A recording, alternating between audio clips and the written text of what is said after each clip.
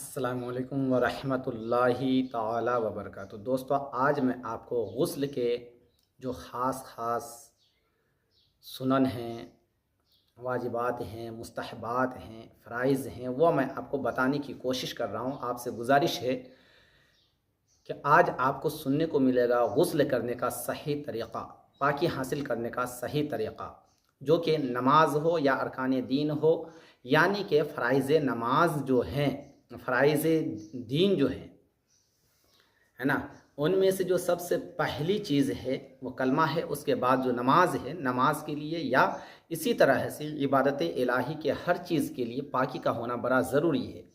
आपसे गुजारिश है कि आप हमारे यूट्यूब चैनल मौलाना आरिफ रज़ा अख्तरी को सब्सक्राइब कीजिए, वीडियो को ज़्यादा से ज़्यादा लाइक और शेयर कीजिए और हमें सपोर्ट किया कीजिए, क्योंकि आप लोग गाने, डांस वगैरह के वीडियो बहुत शेयर करते हैं, लेकिन एक इस्लामी वीडियो, इस्लामी चैनल्स को आप लोग सपोर्ट नहीं करते। उम्मीद है कि आप लोग जो है हमारी वीडियो पूरी सुनते हैं और हमें सपोर्ट भी कीजिएगा और करते हैं। दोस्तों, आज मैं जो बताने की कोशिश में हूँ, सबसे पहले गुस्ल क्या है। गुस्ल कभी सुन्नत है, कभी मुस्तहब है, कभी वाजिब है, कभी फ़र्ज़ है। सुन्नत कब है?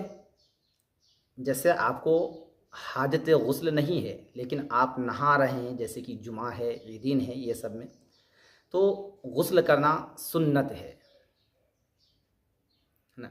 वाजिब कब हो जाती है? जब आपको एहतलाम हो जाए, यानी जिसको नाइट फेल कहते हैं, और आपको आपके जिस्म से जो है मनी का खारिज हो गया।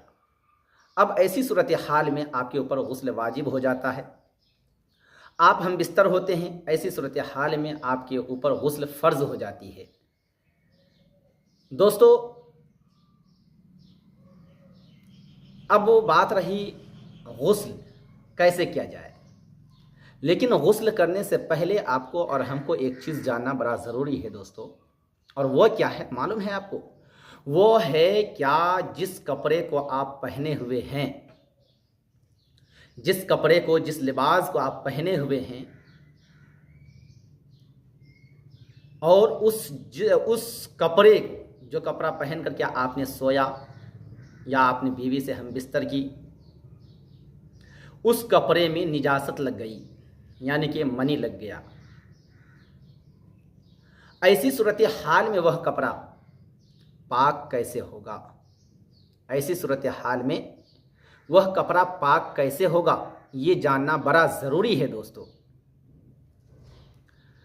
अगर आपके जिस्म के कोई भी नापाक चीज़ आपके कपड़े में लगे हैं, तो ख़याल रखें दोस्तों, वह कपड़ा आप अपनी बीवी से, आप अपने बच्चों से, आप अपने माँ बाप से ना धुलवाएं, बल्कि वह कपड़ा को खुद आप धोएं।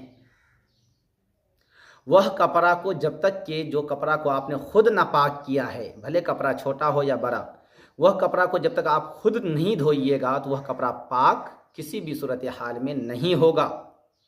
अब कपड़ा पाक करने का तरीक़ा, जो कपड़ा में निजासत लगी है, सबसे पहली कोशिश कीजिए, या चाहे मोटी निजासत हो या पतली निजासत हो। पतली में जैसे पेशाब पाखाना वगैरह है, और मोटी में जैसे मनी मज़ी वगैरह का है।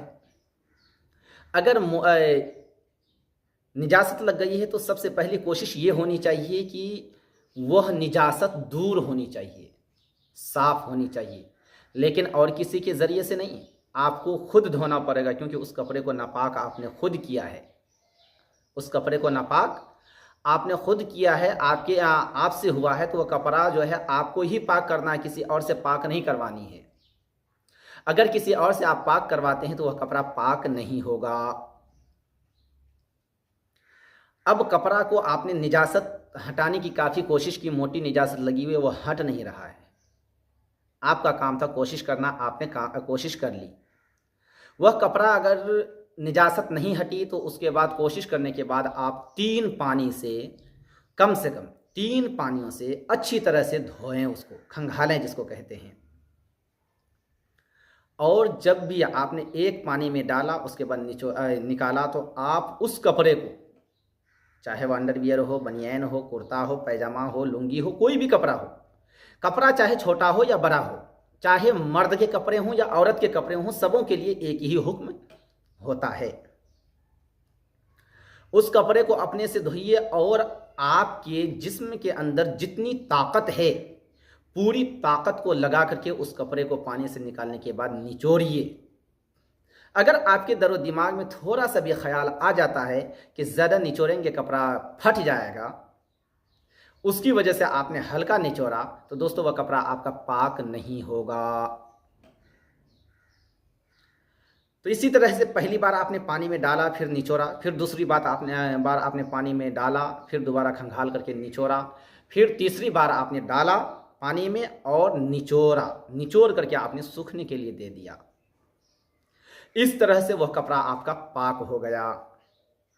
फिर ख्याल रखें कि जो कपड़े को आपने खुद ना पाक किया है, मर्द हूं या औरत, वह कपड़ा आपको खुद धोना पड़ेगा। किसी और से आप ना धुलवाएं, वह कपड़ा पाक नहीं होगा। अगर आपको मेरी बात समझ में आई तो उम्मीद करता हूं मैं कि आप हमारे चैनल को सब्सक्राइब कीजिए, वीडियो को ज़्यादा से ज़्यादा लाइक और शेयर कीजिए और हमारा प्यारा trust Urooj Fatima educational and welfare trust से जुड़िए और ट्रस्ट का मेंबर बनिए। उसमें आप हिस्सा लीजिए और सपोर्ट कीजिए, आर्थिक मदद की भी कीजिए। स्क्रीन पे आपका जो है ट्रस्ट का अकाउंट नंबर दिया हुआ होगा, मोबाइल नंबर दिया हुआ होगा, वो आप हमसे जुड़ सकते हैं। वीडियो को ज़्यादा से ज़्यादा लाइक और शेयर कीजिए, हमें सपोर्ट ज़रूर कीजिए दोस्तों।